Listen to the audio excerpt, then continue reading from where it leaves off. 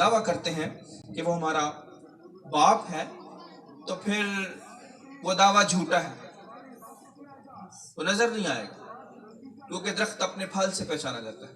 اگر ہم کہتے ہیں کہ ہم مسیح ہیں تو پھر مسیح جیسے دکھیں بھی، آمین، اور مسیح کے اصولوں کا ہمیں پتہ ہو کہ جو بیٹی ہے وہ کیسا اعزاز ہے اور بیٹی کو کیسے بڑا کرنا ہے، اور بیٹی کیا کیا کام کرتی ہے اور کیا کرتی آئی ہے جب سے بنائے عالم کے شروع سے، جب خدا نے عالم بنایا، آدم ہوا کو بنایا اور اس کے بعد آگے سلسلہ شروع ہوا۔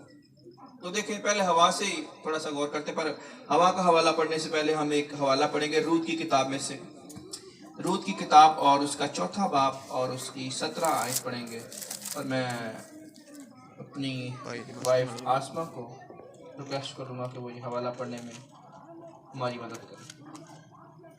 رود کی کتاب اور 4 باب اور اس کی 17 آیت۔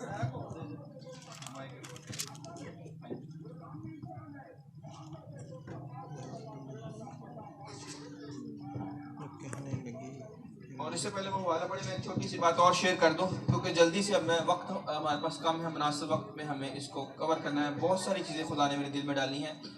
میں اور میری بیوی ایک ہی دن میں جو ہے خدا کے خادم نے ہمیں مسا کیا تاکہ ہم خادم ہوں۔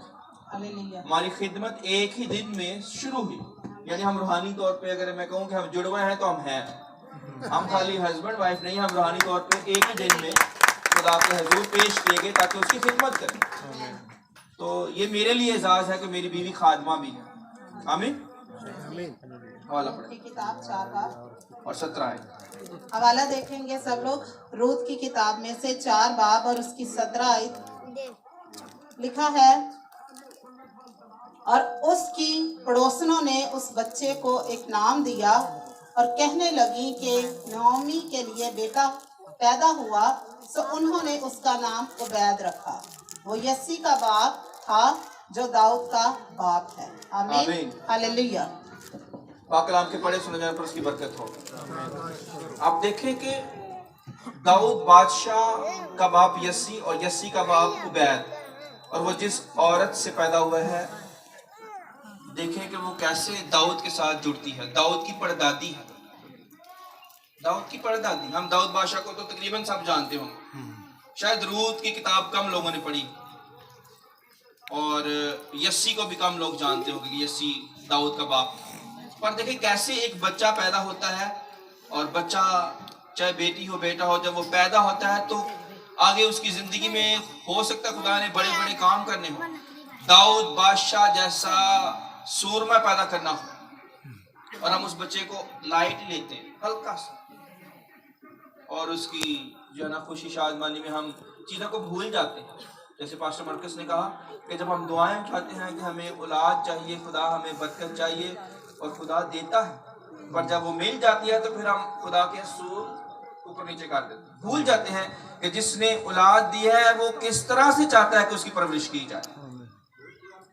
جب میری 5 بیٹیاں ہیں، اور میں سمجھتا ہوں ہمیشہ میری وائف یہی کہتی ہے کہ یہ 5 بیٹیاں کلیسیا کی 5 خدمتیں ہیں، کلیسیا کو 5 خدمتیں دی ہیں، اگر جن کو پتا ہے کہ یسوع مسیح نے آسمانوں سے 5 خدمتیں دی ہیں چرچ کو، کلیسیا کو۔ رسول، پہلی خدمت رسول جو ہے وہ کلیسیا جگہ جگہ بناتے ہیں، پھر چرواہا یعنی پاسٹر جس کی جو ہے وہ خدمت ہے کہ وہ کلیسیا کے اندر آنے والے لوگوں کو ان کی جو ہے وہ غلہ بانی کرے، ان کی دیکھ بھال کرے، ان کو چرائے، اور اس کے بعد جو ہے وہ نبی یعنی خدا سے جو ہے وہ بات لینے والا، میسج لینے والا کہ خدا کیا چاہتا ہے موقع کی مناسبت سے، خدا کیا اپنے لوگوں کو جو ہے نا پیغام دے رہا ہے۔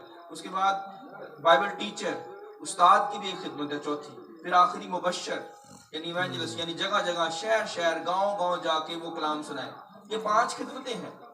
تو جب 5ویں بیٹی پیدا ہونے والی تھی تو خدا نے ایک ہی وقت میں مجھ سے اور میری بیوی سے بات کی۔ جیسے یوحنا بپتسمہ دینے والا جب پیدا ہونے والا تھا تو خدا نے اس کے باپ کو نام بتا دیا پہلے ہی، اور وہی نام اس کا رکھا گیا جو نام فرشتہ نے بتایا تھا، اس کا نام یوحنا رکھا گیا۔ تو خدا نے، ہم چرچ میں بیٹھے دونوں، ہم کلام سن رہے تھے خدا کے خادم کا، تو خدا کے خادم نے کہا الیتھیا لفظ جس کا مطلب ہے سچائی، اور یونانی کا لفظ ہے الیتھیا. تو خدا کے روح نے کہا کیونکہ مجھے نہیں بتایا خدا کے روح نے کہ بیٹی ہے یا بیٹا ہماری ماں ہے, جو کچھ بھی تو دے گا ہم قبول کریں گے اور خوش رہیں گے. تو خدا نے کہا اگر بیٹی ہوئی تو اس کا نام الیتھیا رکھ. تو جب یہ عبادت ختم ہوئی تو میں آسما سے ملا اپنی بیوی سے, تو انہوں نے کہا, جب میں نے کہا مجھے خدا نے یہ کہا کہ اس کا نام الیتھیا رکھنا ہے, اس بچے کا نام. تو اس نے کہا یہ تو آج مجھے بھی کہا گیا جب انہوں نے بولا الیتھیا. تو دیکھیں کہ کیسے خدا باپ اور ماں دونوں سے بچوں کا نام بھی رکھوا سکتا ہے خادم کے ذریعے سے, کلام کے درمیان.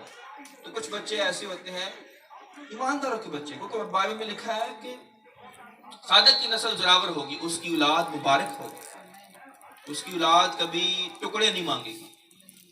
داؤد کہتا میں جوان تھا اور اب بوڑھا ہوں, پر میں نے صادق کے بچوں کو ٹکڑے مانگتے ہوئے نہیں دیکھے. اور پھر جب وہ پیدا ہوئی تو میں ہاسپٹل میں تھا, اور ہاسپٹل کے اندر بائبل میرے پاس تھی. تو جب میں نے کلام کھولا, ابھی میرے ٹیچر کی, میرے استاد کی مجھے کال نہیں آئی, سب سے پہلے انہی کی کال آئی, اس کے بعد رشتہ داروں کی, باقیوں کی کال آئی. پر میرے استاد نے مجھے جو بات کہنی تھی اس سے پہلے خدا نے یعنی بڑے استاد نے میرے سے بات کی. جب وہ 5ویں بیٹی الیتھیا پیدا ہوئی تو خدا نے مجھے بائبل میں سے حوالہ جو ہے وہ جو دیا وہ وائس کی کتاب میں سے تھا, جہاں پہ لکھا ہے صاحب حکمت شہر کے 10 بادشاہوں سے بہتر ہے. اس کو میں کھولوں گا. صاحب حکمت, خدا نے کلام میں سے مجھے آیت دی, صاحب حکمت شہر کے 10 بادشاہوں سے بہتر. مجھے میرا جواب مل گیا. میرے دل میں خواہش تھی بیٹے کی, پر خدا نے کہا صاحب حکمت عثمان, صاحب حکمت چاہے بیٹی ہو چاہے بیٹا, پر عقل مند ہو, بے وقوف نہ ہو. اگر وہ عقل مند ہوگا تو 10 بادشاہ مل کر بھی اس کا مقابلہ نہیں کر سکتے, آمین. چاہے بیٹی کیوں نہ ہو, اور وہ 10 بیٹوں سے بڑھ کر ہے. آمین. جو حوالہ میں نے پڑھا ہے نا یہ روت کا, جس کے ہاں عبید پیدا ہوا ہے, تو وہ روت جو ہے اس کی ساس نے کہا, دیکھو آج تو ساس اور بہو کے جھگڑے نہیں نا ختم ہوتے, آج نہیں ختم ہوتے جھگڑے, ہر گھر کا یہ مسئلہ ہے, خالی گاؤں میں نہیں شہر میں بھی, ہر گھر میں ساس اور بہو ایک دوسرے کی دشمن بنی ہوئی. پر یہ ایسی ساس اور بہو ہے, یہ دیکھ لیں کلام مقدس میں سے میں نے حوالہ پڑھا, آپ اس کو گھر جا کے پڑھنا. اگر آپ روت کی کتاب اور اس کا 4 باب اور اس کی 15ویں آیت پڑھو گے نا تو وہاں پہ لکھا ہے ساس کہہ رہی ہے کہ تو میرے لیے, بہو کو, تو میرے لیے 7 بیٹوں سے بڑھ کر ہے. 7 بیٹے بھی ہوتے تو مجھے اتنی خوشی نہیں دے سکتے تھے اور میری عزت کو بچا نہیں سکتے, پر تو نے وہ کام کر دکھایا جو 7 بیٹے بھی نہیں کر سکتے. تو بیٹی کو معمولی نہ سمجھیں, اور بھائی شداد کو خدا برکت دے کہ وہ دیکھیں کتنی خوشی کر رہے ہیں. شاباش, میرا دل خوش ہوا. ہاللیلویا. اور میری دعا ہے کہ یہ بیٹی 10 بیٹوں سے بڑھ کر. آمین. ہاللیلویا. مبارک وہ بچے ہیں جن کا باپ خدا کو جانتا ہے اور زندہ خدا کو, یعنی یہوہ خدا کو, جس کو پتا ہے کہ میں نے شکر گزاری کرنی ہے. پر اگر ڈھول بعد میں بج جاتا تو زیادہ اچھا ہوتا. شکر گزاری تو کی ہے, ویری گڈ, پر رسول اوپر نیچے ہو گیا, یعنی اپنے گیت بعد میں گایا, پہلے ڈھول بجا. تو کوئی بات نہیں, دیکھو میری ذمہ داری ہے, میری ڈیوٹی ہے کہ میں یہاں پہ خادم اگر کھڑا ہوں تو میں بتاؤں کہ جس خدا کی ہم شکر گزاری کر رہے ہیں کوئی خرابی نہیں ہوئی, سب کچھ صحیح ہے. پر جو ہمارا خدا ہے وہ کہتا ہے اچھا نہیں, بہت اچھا, اچھا کیا, پر اور اچھا ہو سکتا تھا. یعنی ہم ڈھول بعد میں بجاتے, ناچنے سے منع نہیں ہے, پر دنیا داری, ناچ میں رنگ شامل نہ ہو, ناچ رنگ منع ہے. خوشی کی جا سکتی ہے پر دنیا کا رنگ نہ ہے, دنیا کے ہم شکل نہیں بن سکتے. تو اس لیے پہلے عبادت, پہلے دعا اور کلام, اور پھر بعد میں ناچا جا سکتا ہے. پہلے ہمارا خدا, ہر چیز میں پہلے خدا. آمین. تو دیکھیں کہ کس طرح سے ہمارا باپ ہمیں ایک دشمن کی بیٹی کے ساتھ بھی, اگر ہم پرانا عہد نامہ پڑھیں تو وہاں پہ خدا نے اصول دیا تھا موسیٰ کو کہ جب تم دشمن کے ساتھ جنگ کرنے جاؤ تو ان کی عورتوں اور ان کے بچوں کو چھوڑ دینا, مردوں کو مار دینا پر عورتوں کو کچھ نہ کہنا اور بچوں کو بھی کچھ نہ کہنا. دیکھیں یہ ہمارے باپ کا اصول ہے. اور خدا نے کہا اگر تو غلام ان کو کر بھی لے, غلام بنا کے لے آئے, ان کو قید کر لے یعنی اپنے ساتھ رکھے, تو ان سے غلاموں کا سلوک نہ کرنا. دیکھ لیں وہ ان کی دشمن کی بیٹیوں سے بھی ہمارا خدا ہمیں آگاہی دیتا ہے کیسے سلوک کرنا ہے. پر میں بڑا دل دکھتا ہے, افسوس ان خاندانوں پہ جو اپنے آپ کو مسیح کہتے ہیں اور بیٹی سے نفرت کرتے ہیں یا بیٹی کو دکھ پہنچاتے ہیں, چاہے وہ بہو ہو چاہے وہ اپنی بیٹی ہو. تو ہمیں پتہ ہو کہ ہم کس خدا کو مانتے ہیں. ہمارا باپ کون ہے جو دشمن کی بیٹی کی بھی عزت کرتا ہے. تو سوچے وہ اپنی بیٹی کے لیے کیسے اصول رکھتا ہوگا.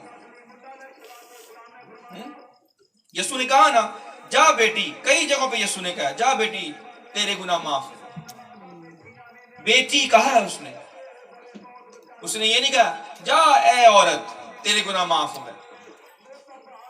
تو اس یسوع کو ماننے والے ہیں جو گناہگار کو معاف کر کے جب وہ توبہ کر لے تو اس کو بیٹی بنا لیتا, چاہے اس کے گناہ کرمزی کیوں نہ ہو, چاہے وہ گناہ سے لدی کیوں نہ ہو, وہ اس کو عزت دیتا ہے. اور ہم عزت نہ دیں کیونکہ ہم خود ہی ٹھیک نہیں ہوتے اور میں اپنے باپ کا ہی نہیں پتا تو کیسے عزت دیں گے. جس کو اپنی بیٹی کی عزت کا پتہ ہے اور اس کو پرورش کیسے دینی ہے, اس کو بڑا کیسے کرنا ہے, اس کو کیا سکھانا ہے, وہی کسی کی بیٹی کی عزت کر سکتا ہے.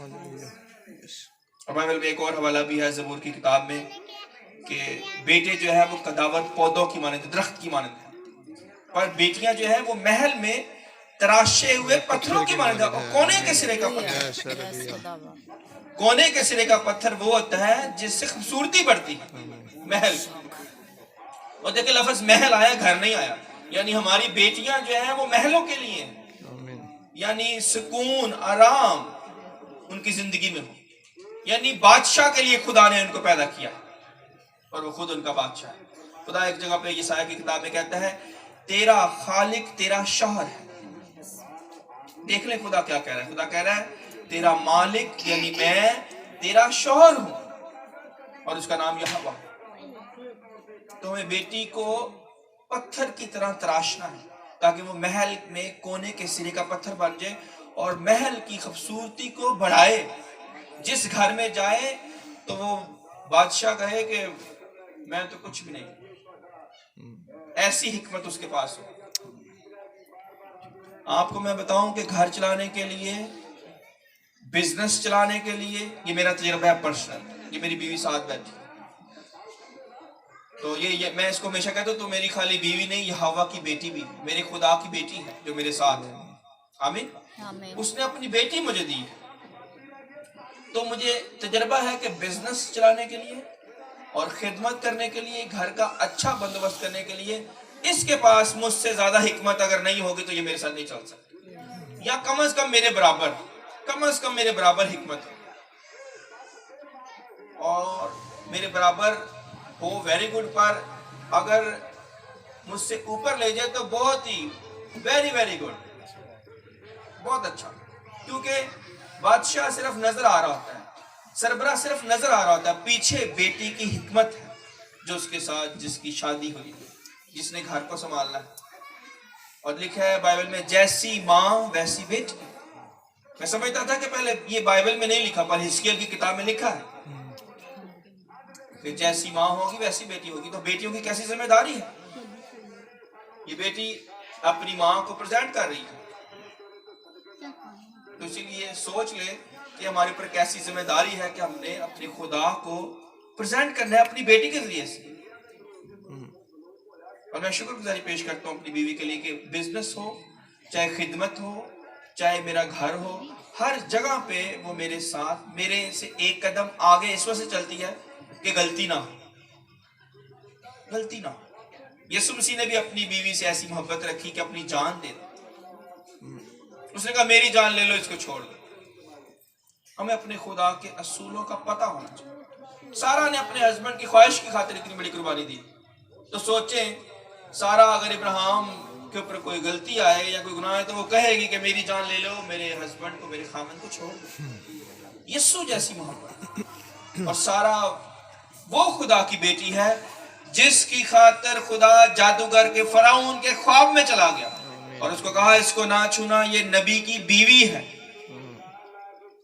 خدا اپنی بیٹیوں کے لیے دشمن کے خواب میں جا کے اس کو آگاہ کر سکتا ہے.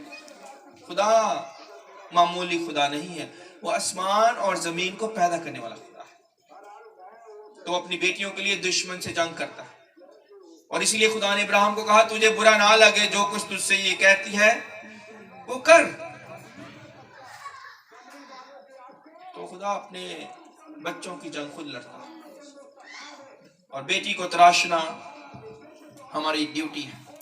اور اگر ہم نے صحیح طریقے سے تراش دیا اور اس کو وہ تعلیم دے دی جو خدا اپنے کلام میں ہمیں سکھاتا آ رہا ہے ہر کتاب میں نے اگلے اتوار جو پیغام سنانا ہے چرچ میں، اس کا ٹائٹل ہے عورت کی کتاب. یعنی میں یہ دیکھتا ہوں کہ ہر جگہ پہ ہر 66 کتابیں ہم پڑھ لیں، پیدائش میں بھی عورت کا ذکر ہے، مکاش میں بھی عورت کا ذکر ہے. اور کس اینگل سے میں پریچ کروں گا، اگر کوئی سننا چاہتا ہے تو وہ یوٹیوب پہ جا کے میرا نام لکھیں گے تو اس میں وہ آ جائے گا، پاسٹر عثمان. اگر آپ لکھیں گے تو پاسٹر عثمان رضا، تو اس میں میں بتاؤں گا کہ کس طرح سے خدا نے عورت کو پسلی میں سے لیا، آدم کی پسلی میں سے لیا، اس کو اپنی قدرت سے آدم کی طرح بنایا تاکہ اس کا مددگار ہو، اور عورت جو ہے وہ مرد کی مددگار ہوئی. تو کتنی ذمہ داری ہے اس کے اوپر، پر اس کو ہم تراشتے نہیں ہیں. جیسے خدا نے دیکھے قدرت سے، پر وہ حکمت، وہ دانائی، وہ دانش جو چاہیے بیٹی کو بڑی کرنے کے لیے، وہ ہمارے خاندانوں میں نظر نہیں آتی.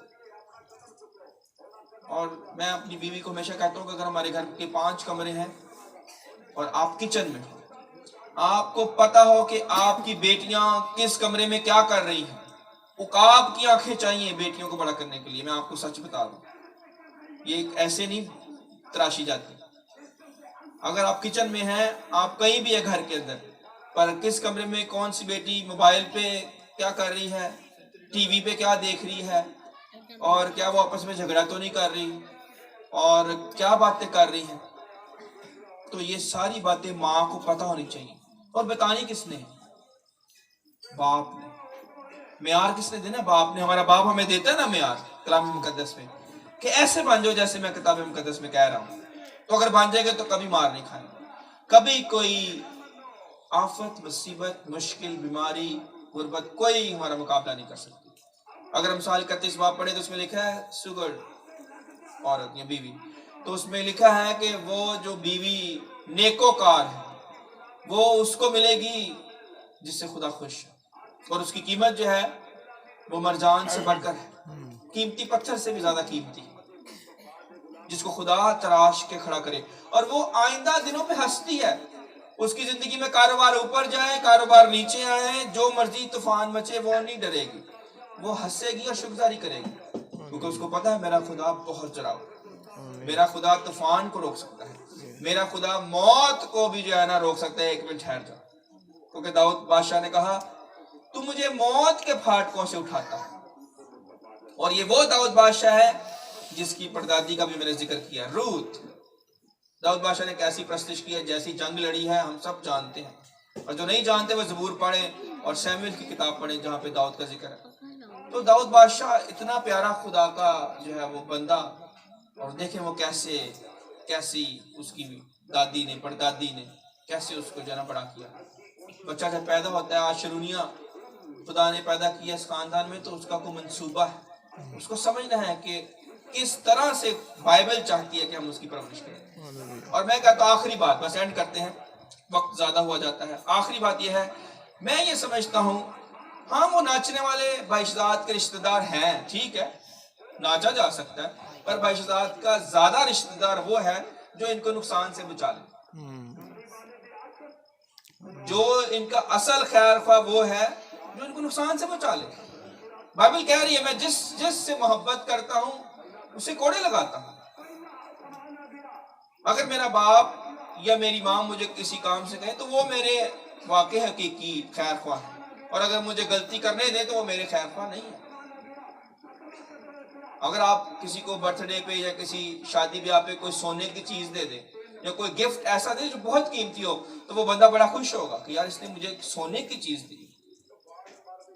اور دیکھو جو سونے کی چیز کی بجائے آپ کو سچائی بتا دے جو سونے سے بھی قیمتی ہے، وہ تعلیم، وہ باتیں جو خدا نے اپنے کلام میں لکھی ہیں وہ خالص سونے سے بھی زیادہ قیمتی ہیں.